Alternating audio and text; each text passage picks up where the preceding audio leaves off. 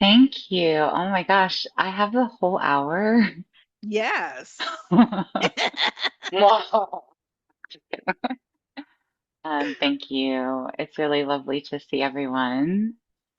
Um, Facebook reminded me recently that we're coming up on the sixth anniversary of something. Do you all happen to know what that is? I do, but I don't know if anybody else does. Yeah, if you happen to know, please put it in the chat. Since I have the full hour today, I'll try to be as interactive as possible.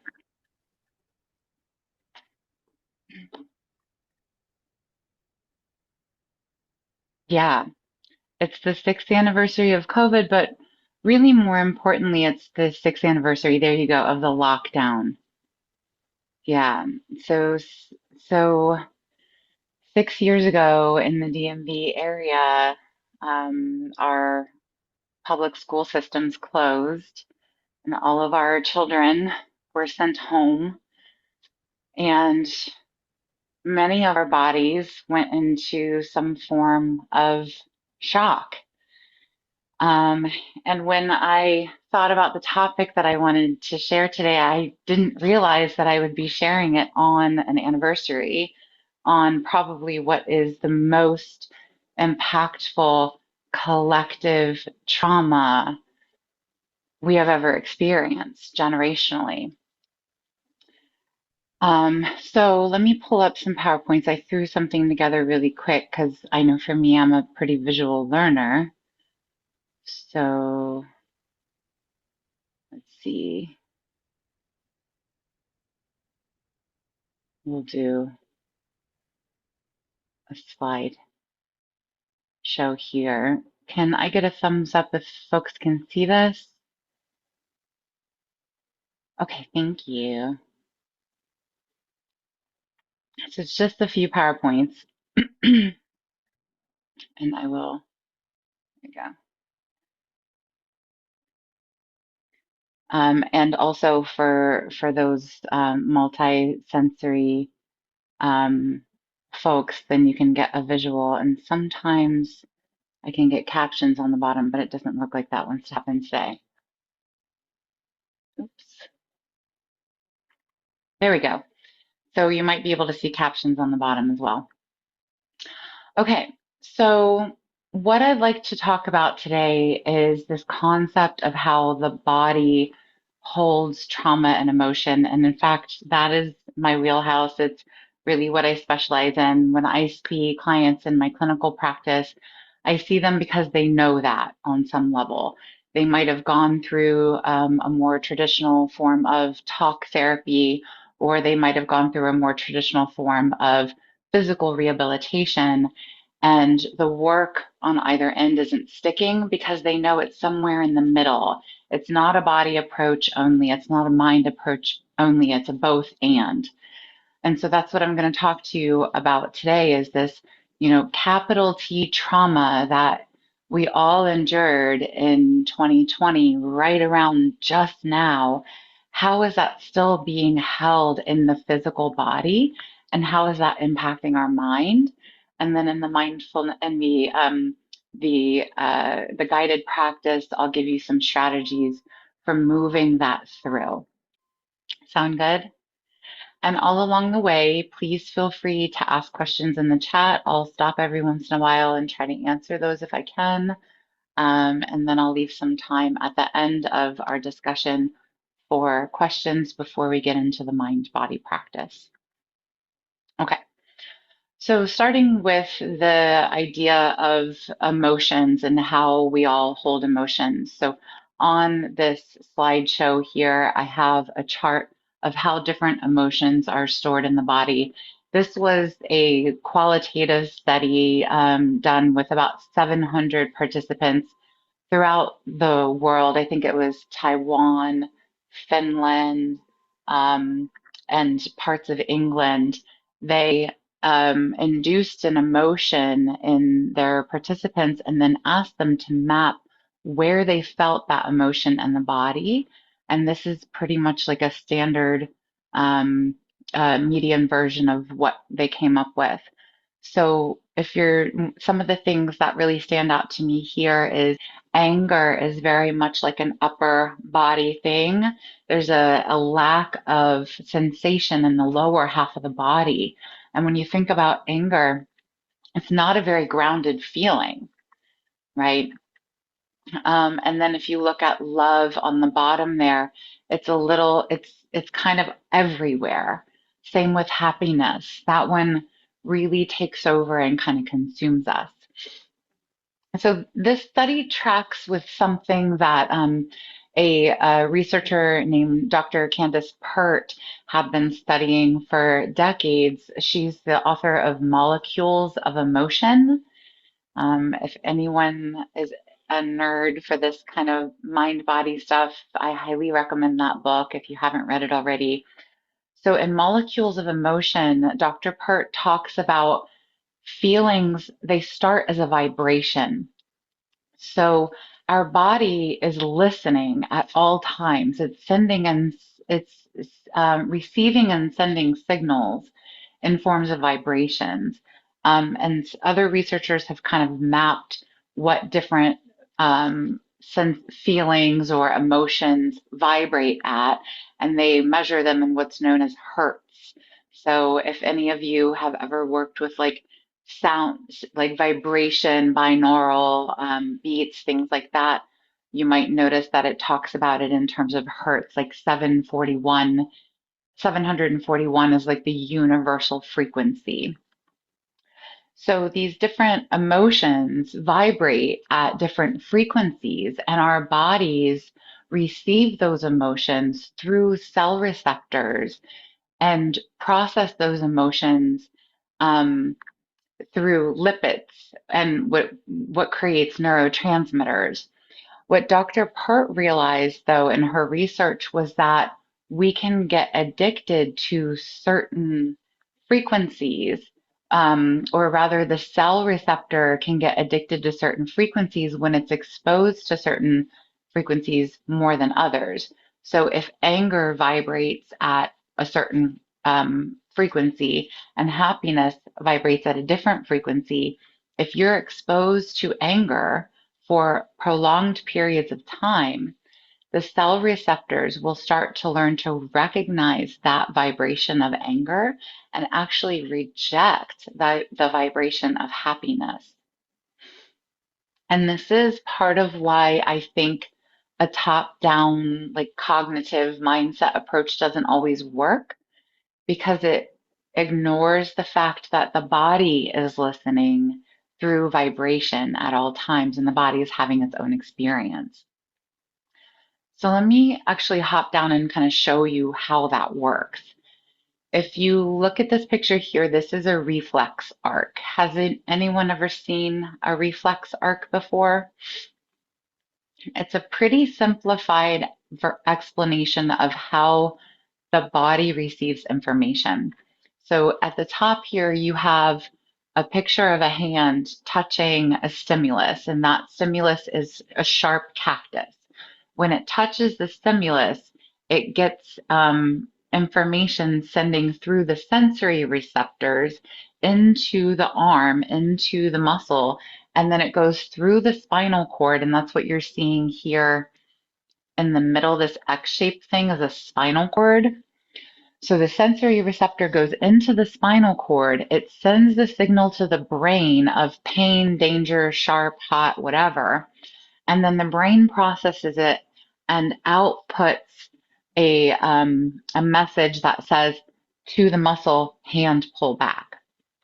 So the sensory receptor is an afferent nerve going to the brain, and the motor receptor is an efferent nerve pulling back. Why this matters is because this is how we interpret all information. This is how we respond to all information. So instead of a cactus, let's talk about those vibrations or those frequencies that are just hanging out in the field. If you're someone who is constantly exposed to an adverse stimuli in the form of those, anger vibrations or sad vibrations, or one of the vibrations that are like kind of create a fight or flight response in the brain, which I'll talk about in a minute. If you're constantly exposed to that, then that is sending a signal to the brain to do something different. Okay. It's constantly sending a signal to the brain to do something different. And depending on what the stimuli is, it's either going to move away from or move towards. It's either going to want to avoid pain or move towards pleasure. Now, because of the way our brains are wired, our brains are very primitive. Um, as much as we'd like to think so, our brains haven't really evolved much from caveman days. So our brains are primarily wired for survival. So if you're in a situation where there's an adverse stimuli coming at you for long periods of time, let's say in early childhood, maybe it's not even here anymore, it's in early childhood, then your brain is going to be wired to look for the problem. Your body is going to be addicted to those types of frequencies. Is that making sense? So this is partly how we get ourselves into that feedback loop where even if everything is okay now, if we have prolonged exposure to stress early on in life, or, for 6 years, for example, eventually our brains and our bodies are going to begin to be wired for a problem. I'm just going to check and see if I see another question here. It's not popping up. Any questions so far? Okay. So I would actually like to take this one step further. Those of you who have seen me present before, I get a little existential and a little woo. Um, I would like to go so far as to say that this exposure to chronic repetitive stress doesn't necessarily start in this lifetime. How many of you agree with me on that? Yeah, generational trauma. There are some really great books out there on generational trauma. One of them is called It Didn't Start With You by Mark Wolin. Grandma's Hands by Resmaa Menakem. He talks a lot about racialized trauma. I work a lot with clients who have been exposed to not just complex trauma from their childhood, but they come from very underprivileged backgrounds, marginalized and oppressed communities. And when they come to see me, you know, um, on paper, everything looks fine, right? They have changed the direction of their lives. Maybe their parents are immigrants and moved here to give their kids a better life. And their kids really, for the most part, on paper, look very successful. But what I often see is their bodies are still holding the memory of their traumatic past. And it often manifests in the organs. It's a breakdown in the organ system and in the systems and the functions of the body. So if I go back up here to how stress is manifested in the body, this is a lot of what I see in a clinical setting. Um, that chronic repetitive stress. So again, think about that reflex arc that I showed you. And instead of a cactus, put there poverty, food insecurity, homelessness, oppression, discrimination, racism, um, genocide, right? So those traumas that we inherit um, through our DNA. I see in the clinic these clients who, by all intents and purposes, should be doing great, they come to me with things like their immune system is out of whack. So they have autoimmune disorders, POTS, postural orthostatic tachycardia, which is a dysautonomia. Chronic fatigue syndrome is a big one, hair falling out. Issues with balance and proprioception. So the vestibular cochlear nerve in the inner ear is all out of whack. And when they move their head too fast, they get dizzy and vomit or fall over. Muscle spasms across the board. A lot of them have uh, sensory processing disorders, like they're highly sensitive to sounds or stimuli in the environment, migraines. And so it's because of things like their somatic reflex response is stuck. If you think about that reflex arc, if you're constantly touching that cactus, eventually the brain is just going to keep that reflex to pull back on. Because it's like, if you can't stop touching that cactus, I'm just going to keep your hand back here. And every little thing that feels like a cactus, we're going to go like this. That's what I mean when I say stuck in a somatic reflex. So a somatic reflex is the pullback response. So when you see clients who kind of have, or people who kind of have that startle response, they're stuck in that somatic reflex response. Hypersensitive nerve receptors do create a sensory processing disorder. Those are folks who tend to be highly responsive to sound or sight. They get overstimulated easily and then shut down. Muscle spasms, again, I see this across the board, and a lot of that is because when you are chronically exposed to stress, stress and emotion goes to the place of greatest restriction in the body. And so you're kind of training those places in the body to stay in a state of contraction. You're teaching those muscle groups to stay tight. The balance and proprioception issues. So proprioception means your awareness around where your body is in space. So if I have my eyes closed, I know that my arm is up because there are receptors in this arm that are telling my brain my arm is in the air. That's proprioception. So if you have difficulty with like motor planning or body awareness, it's likely an issue with proprioception. The and that's usually because of the spasticity in the tissue, whereas balance, the issue is often in the inner ear, but it's sometimes also in the muscle itself. Again, think about prolonged periods of stress creating a contraction that's just keeping those receptors on. Immune suppression, that often happens because of issues with neurotransmitters, which I'm going to talk about in a minute when I talk about the brain's response to stress. These are mostly body responses to stress. But if you have autoimmune issues, if you're chronically getting sick and then having trouble recovering, it could be a stress response. Dysautonomia, I use the example of postural orthostatic tachycardia syndrome. That is actually something I have been diagnosed with, and I'm seeing an increased prevalence of that in a clinical setting since COVID. I think we talked about that on a past mindfulness experience.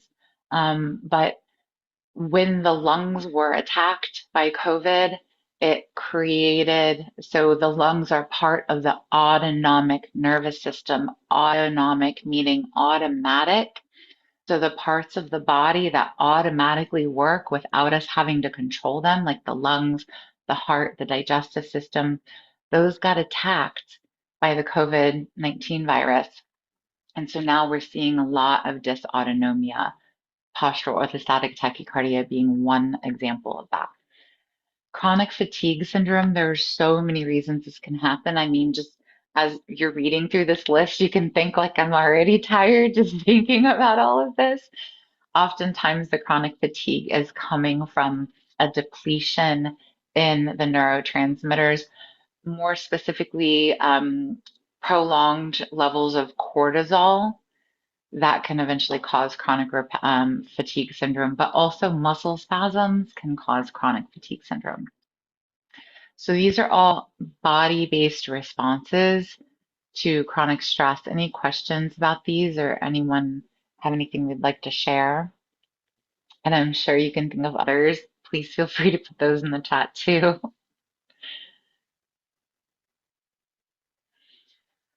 Okay, so the brain's response to stress. I think the main thing I want to convey is it, some of these things can occur early in life, and then it changes the brain long term. The way that I have found to work best with that phenomenon is to get the body to kind of trick the body into feeling like it's okay. And then it'll stop sending that signal to the brain that I'm in danger. But when that signal is sent to the brain for prolonged periods of time, these are the things that it changes in the brain itself. It can cause an overreactive amygdala. So many of us know what the amygdala does. It's gotten a lot of attention over the past few years. This is our survival part of the brain. And I had mentioned earlier, our brains haven't really changed much from primitive days. Our amygdala is wired to look for a problem. So when there is prolonged exposure to stress, the amygdala triggers the pituitary gland, and then the pituitary gland releases cortisol. Eventually, it can't do that anymore. And the cortisol will just start, the pituitary gland will start to get depleted and it will stop pumping out the cortisol. And then you'll just, and that's what leads to the chronic fatigue syndrome. It also increases inflammation in the body and leads to dysregulation in the digestive system. I mean, it pretty much causes all systems to go into dysfunction when the pituitary gland is depleted. That's what also starts to mess with your sleep. The second thing that occurs is you get an atrophied hippocampus. The hippocampus is what's responsible for memory. So especially long-term memory. So if you have trouble recalling memories from childhood, it is likely due to the hippocampus literally shrinks. This is something that can be expanded, but again, it typically requires a body-based approach to start to train the brain to look for like a yes mindset, or like a yes brain, instead of looking for the problem. The insula becomes underreactive. So the insula is what is responsible for interoception. Does anyone know what interoception is? Interoception is the ability to feel inside of your body. So hunger cues is from interoception, or a lot of the work that I do with clients, I dig into the fascial tissue or have them release the fascial tissue, and their ability to feel that release is because they have interoception. A lot of people I work with have really poor interoception in the beginning, and you can retrain this usually with repetition over time. And finally, an underactive cingulate cortex with an L, that's a spelling error. The cingulate cortex is largely responsible for emotional regulation. So if you are trying to retrain your behaviors using a top-down approach, cognitive behavioral therapy, telling yourself it's going to be okay, if that cingulate cortex is still activated, it's not going to stick. And so that's really where the body-based approach comes into play, right? So when I work with folks, I like to use what's known as a sensory motor approach. So sensory motor means that we take in the senses and then our brain interprets it. It's a good way to remember it is input, throughput, output. And that's pretty much what this reflex arc is showing you here. The input is the stimuli that you're giving the body. The throughput is the brain, and then the output is a response. I like to start with the input. What are we putting into the body? And usually with repetition over time, and there are some other little tips and tricks, you can start to rewire the brain for the yes mindset, the positive brain, or success versus moving towards the problem. And then eventually you'll get the output that you're looking for. So let's see, a little time check. I think that's what we're going to spend the whole rest of this hour doing is a sensory motor approach, the input part. But before we start, I'm curious if anyone, and you can write this in the chat, if you'd be open to sharing of the these chronic stress responses that I shared that really, the body is responding to stress. What are, what ones resonate with you? Or if you have any that you're dealing with and you're curious if they are stress responses, would you be willing to put them in the chat or share them? Just so we can kind of hold an intention for you today when we do the mindfulness practice.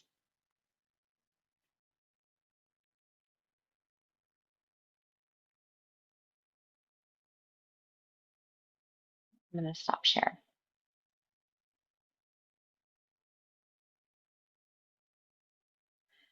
And if you have any questions about anything I've shared so far, please feel free to share. I can see the full chat now. We know they are still primitive. Okay, so when I shared earlier that our brains are still relatively primitive, I love this comment. Someone said, we know that they are still primitive by the current war. I can't disagree. Some of you are experiencing all the ones listed. Yeah, so Ehlers-Danlos related to chronic pain.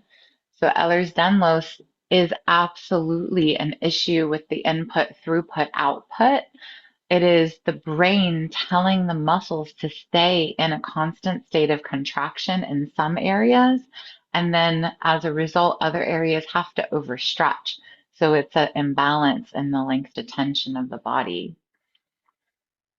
And then so I'm seeing some stuff with balance. And so that often is related to inner ear stuff, but sometimes it can be an issue with the co-contraction of the joint.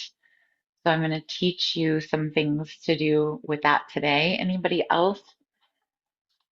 These are really helpful because it might help me come up with different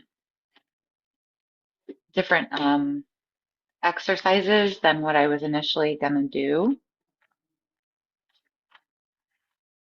And so while we're taking a moment to write in the chat, um, I'm going to ask if you all can get, I was trying to think about what would be the best, and I'm actually thinking let let's use some rolled up socks.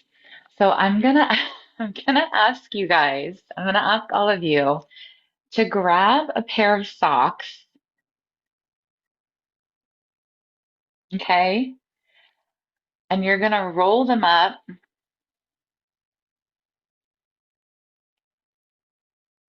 and fold it over and just make a sock ball. When's the last time you've made a sock ball?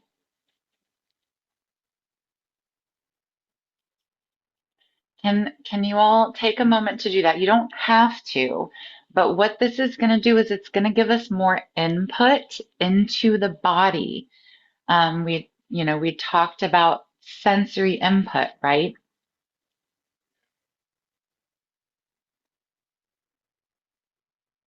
And I'm seeing as folks are still adding to the chat, immune suppression. Yeah, and somatic, so like that somatic reflex.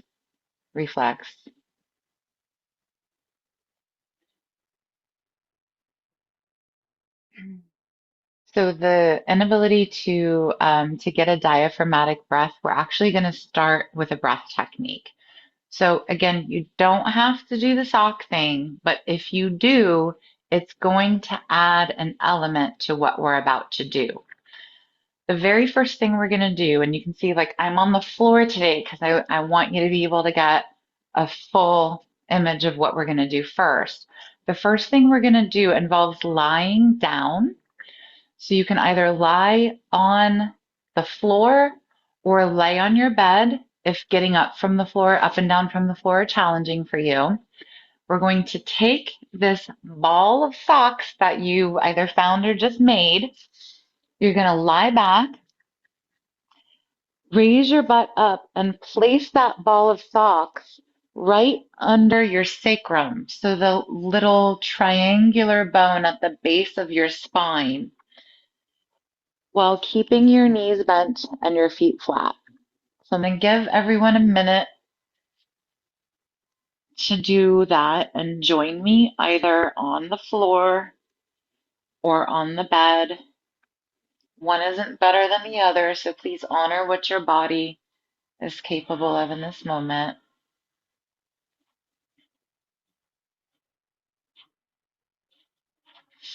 Oh, you guys didn't know I make you move when I come on here. You're not going to just get to stare at us. I'm not going to talk to you about body stress and then let you just stare at the screen the whole time.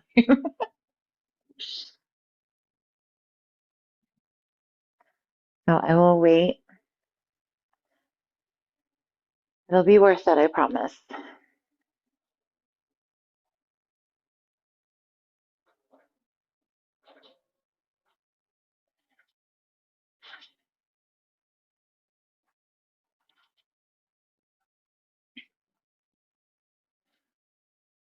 So once you find your lying position, this is supine. Once you find your supine position, either on your bed or on your couch or on the floor, you're going to take that ball of socks and just place it right at the base of the spine.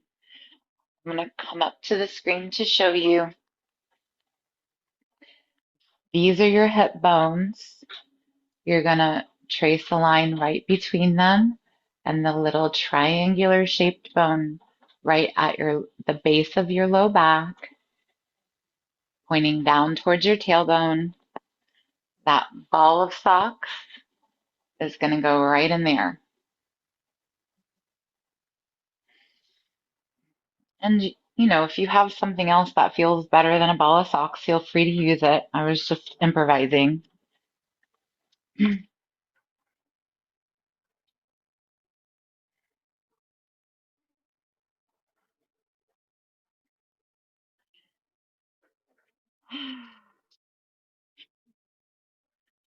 And then begin by feeling the pressure that places at the sacrum. Keeping your knees bent and your feet flat. As you breathe in, feel your belly rise and fall. And in this moment, we'll stay in a non-judgmental space. We won't worry about where our breath is. We'll let go of all of those labels and diagnoses we gave ourselves just a few minutes ago. And in this present moment, we'll ask, what's here now? If our breath is in our chest, it's in our chest. If our jaw and our face are tight, they're tight.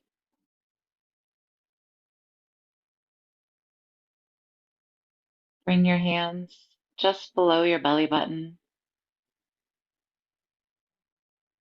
and wiggle your toes a little, comparing your right leg to your left leg and feeling that gentle pressure connecting to the sacrum.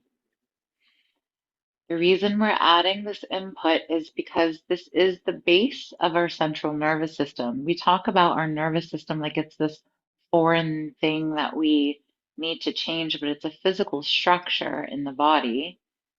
It begins at the brain, runs down our spinal cord, and ends right where you're applying pressure. And it ends in a group of nerves that run out to either side of that sacrum. So if we have SI pain, sometimes it's because those nerves are being compressed. And when we put pressure on the bone in the middle, that actually opens the SI joints a little. So this is pressure relief to the actual spinal nerves.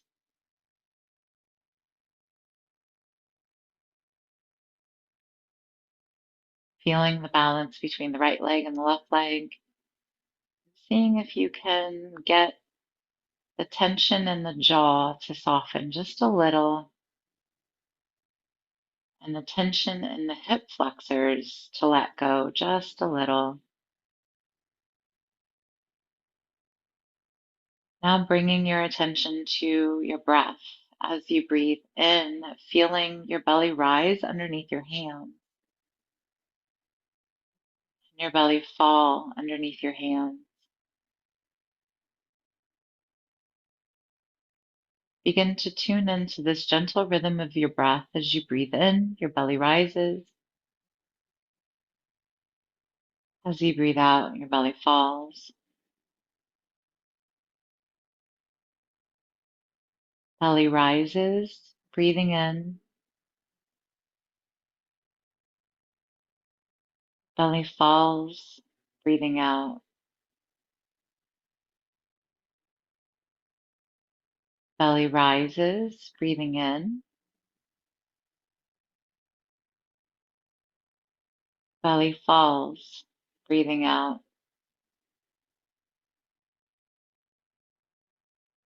Belly rises.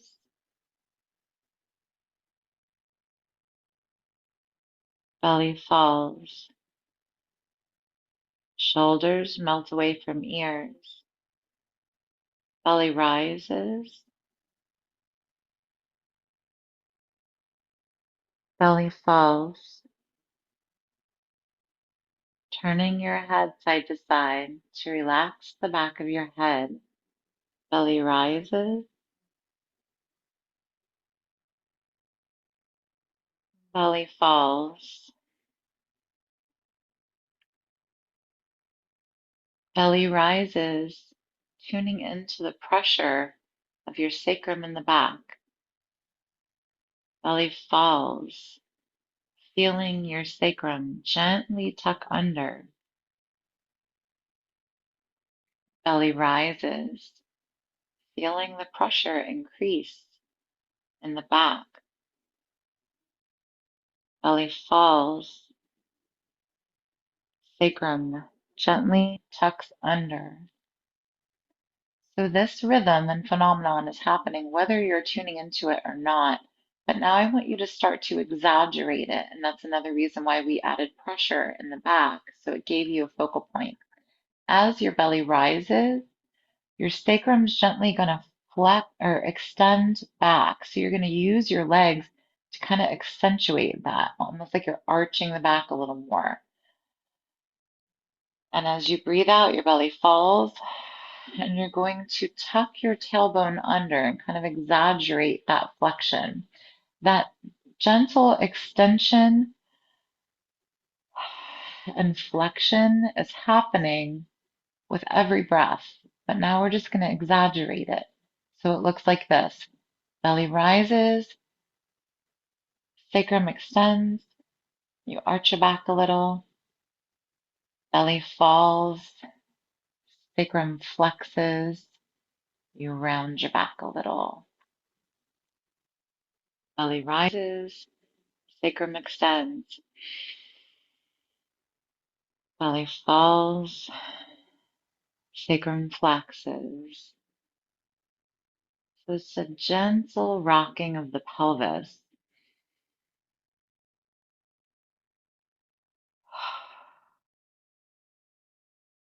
And to add to it, on the in breath, you breathe in through your nose. On the out breath, you breathe out through your mouth and squeeze your pelvic floor a little. Breathe in through your nose, belly rises, sacrum extends.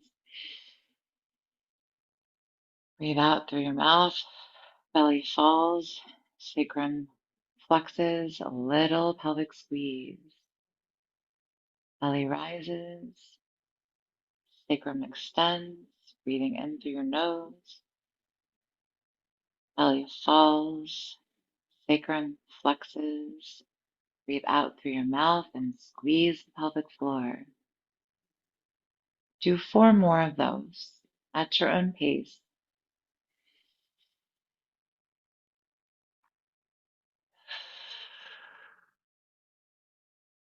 I challenge you to really blow out of your mouth while squeezing on the out breath.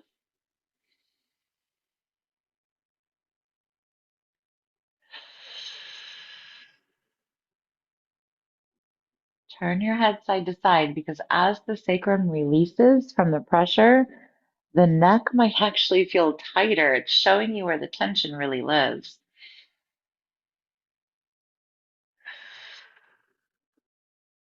All that shallow chest breathing can really back up into the neck and head.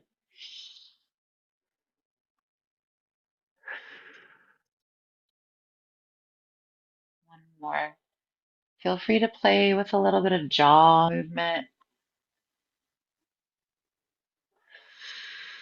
and head and neck movement.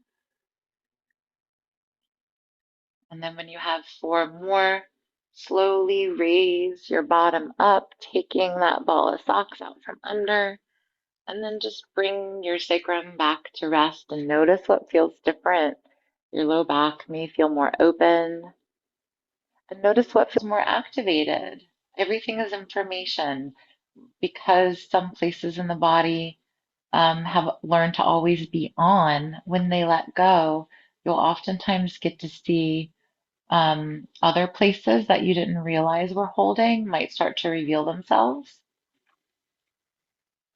So that technique is called down training. And I find when folks struggle with accessing the diaphragm for breathing, or there's a lot of chest breathing, giving them something down lower to focus on, it's like a do less mentality that can often access a deeper breath that folks didn't even know they had. So it's a core breath meditation that I give to a lot of my clients just to get them to start to down train a little bit.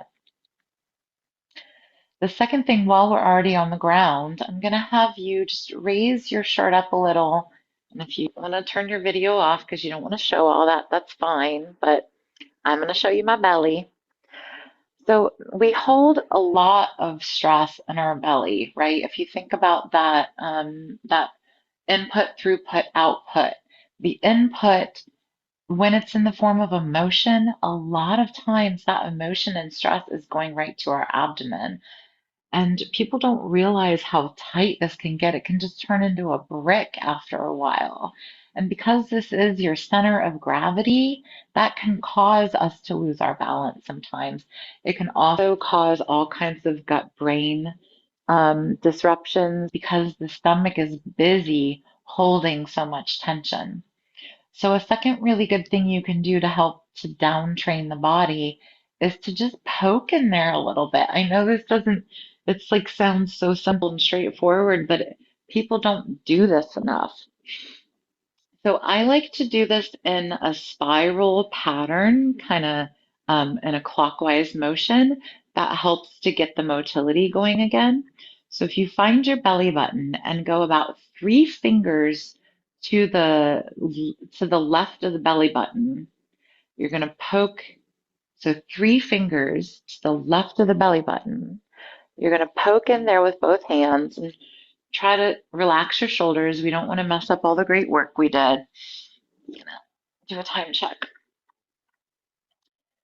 And if you poke in there, you're going to push down first, and then you're going to start to make little spirals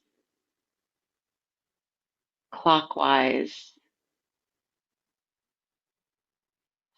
So if I show you on the screen, you're going to take your fingers, poke in, and then go clockwise in the body and clockwise.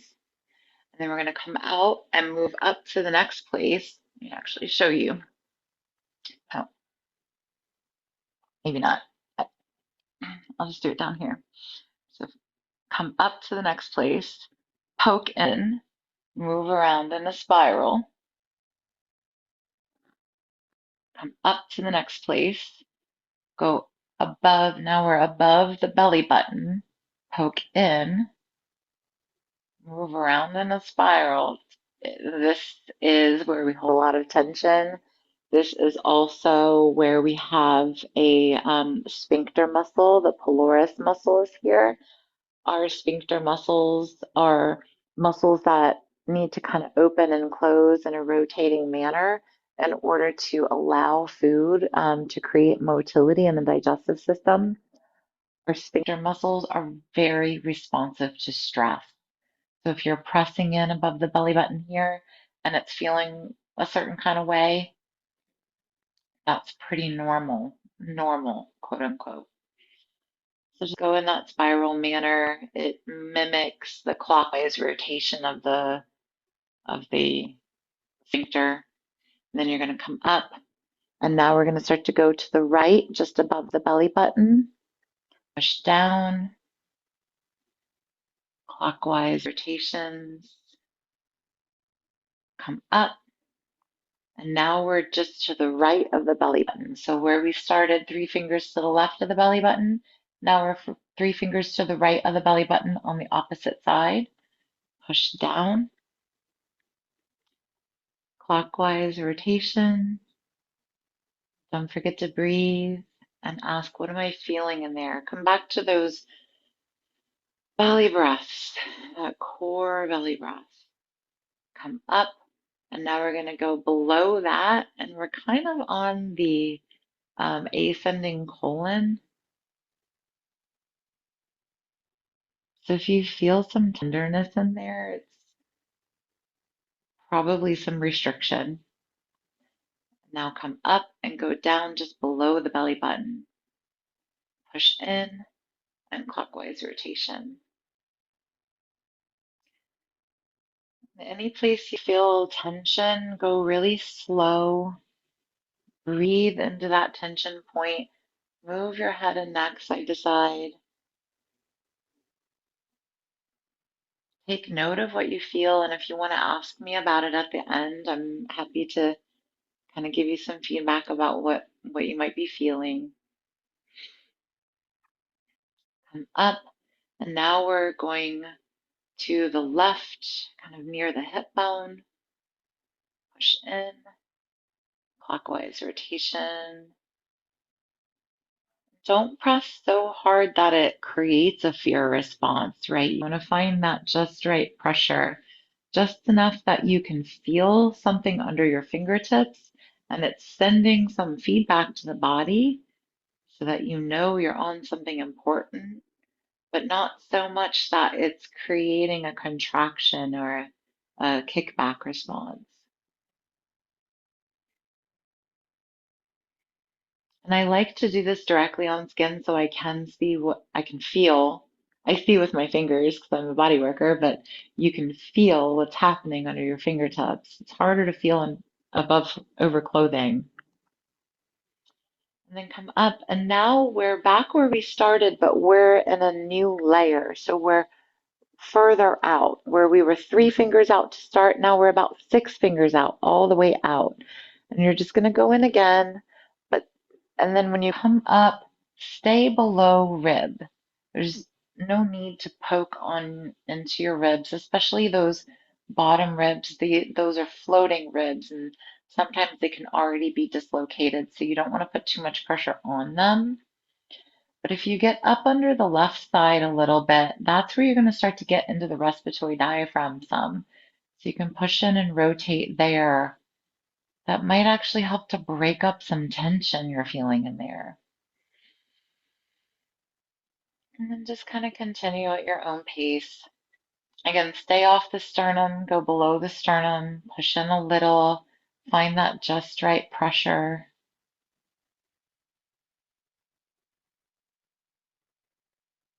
And do about 3 or 4 swirls before you move on to the next spot.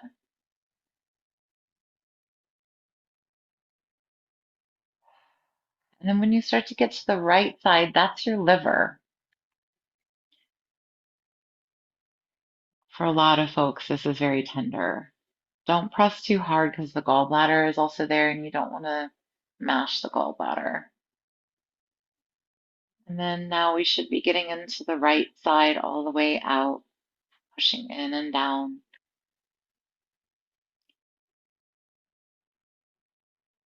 And this is the ascending colon. This is the start of the small intestine, or the start of the large intestines.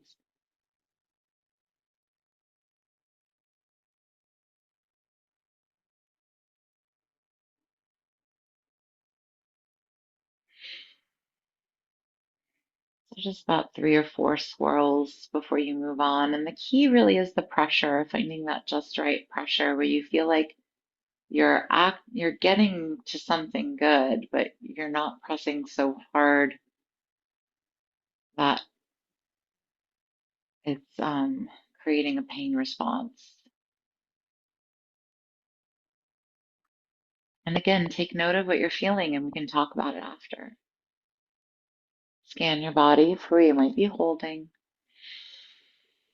If there's this like concern about doing it right, sometimes we can hold our breath or scrunch between our eyes.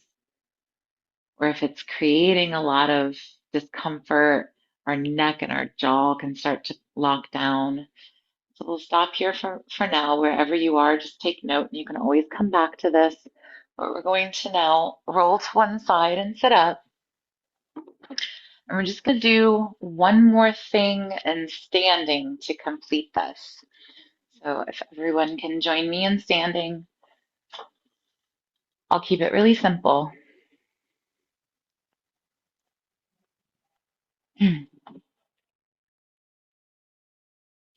Okay. So all sensory information isn't just touch, right? A lot of that was touch and breath. It's also our sight. It's our body awareness, what I called proprioception.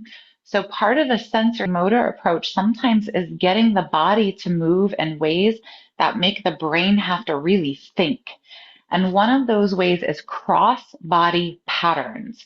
So this is called a cross crawl. You're going to take your right elbow and bring it onto your left knee, and then your left elbow and bring it onto your right knee. And we're going to do about 10 of those. And as we do it, we're going to breathe in through our nose and breathe out on the hard part. So blow when you go.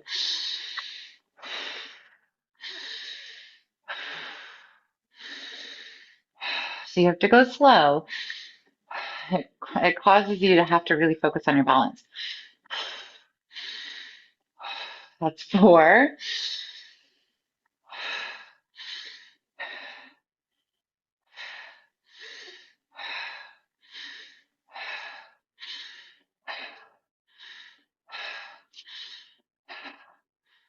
10. Couldn't count while doing that. All right. So blow when you go, blow on the hard part. If it's creating a dizziness, that's giving you something to integrate. Okay. Shake it out. It's not a bad thing, especially for those of us with chronic fatigue syndrome or POTS. We associate dizziness with bad. It's not. It's your brain trying to integrate new input. Another really great kind of sensory integration thing you can do is when you're going for a walk, look at the tops of the trees on the right and then on the left. Right, left, right, left. And you're just going to use your eyes. That's what's known as saccadic eye movement. And so that tracking pattern while walking is getting you to really integrate the ocular motor with the walking patterns. This is what EMDR is actually based off of, right? So when you're going for a walk, you'll look right, left, right, left, right, left. You can try it now. right, left.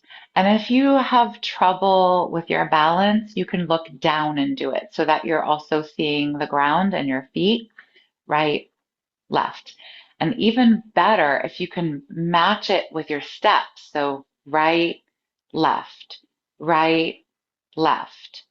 Or if you really want to get creative with it, every time you look right, your right foot is stepping forward. Every time you look left, your left foot is stepping forward.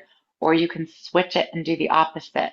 Look right, left foot, look left, right foot. That's sensory integration. Last thing I'm going to add is rotation movements. So rotation is really good for breaking up that hypotension, the hypertension that we develop in our bodies. So when you're walking, if you can do some twisting just from the waist, don't torque those knees, just from the waist, not from the head, especially if you have balance issues or vestibular integration issues, just from the waist, right? You can, the way you'll really know it's just from the waist is if you can do like a punch while you're walking, twisting across your body, then you're just getting your waist in there. And that will help to break up high tone. Okay, those are some silly little weird ones to add at the end. I saw a couple questions I'll try to catch.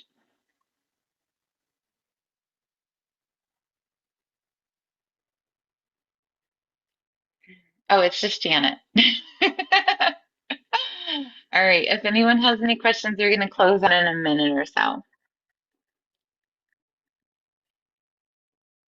Put my socks back on because it's not 80 degrees today. Yes, it's just me, but I want you to talk a little bit about how having to think while you exercise is good for all of our brains. Oh, thank you, Janet. You were like reading my mind. Okay. But it's not just thinking about anything, because I don't think any of us have a problem here with thinking, right? Maybe our problem is we think too much. My challenge to you is to name what you're seeing in the environment. Okay, so that's another sensory integration hack. When you're walking or exercising, look. So wow, even I'm struggling with it. Like rectangular wooden brown window, right? White, fuzzy, soft rug, brown, uh, moving tree limbs, So right? describing, so describing and naming what In you your mind see as you're doing your exercise. as you're doing your exercise. Yeah. And you can see how hard that was for me just now. And a lot of that is COVID. COVID really did a number on our cognition and that input throughput response. Yeah, thank you. So, as always, Nile brings the knowledge and the joy and the peace. So, friends, absolutely, girl. Friends, next next week, Dr. Kogan is back. we'll have to find out how his ski race went, and he will be doing his COVID flu Q&A and the wellness talk. And Dr. Michelle Clausen, who is the researcher slash nurse midwife, is going to, with the GW Resiliency and Well-being Center, will be leading the mind-body practice. We included Nile's practice website in the chat, so click on that if you want to learn more about what she does or want to go and take a class with her or one of her courses, or just follow her on social media because she always has wonderful posts. Okay, so have a good weekend. Stay warm or stay cold because who knows what this weather is going to do. But we'll see you next week. Bye.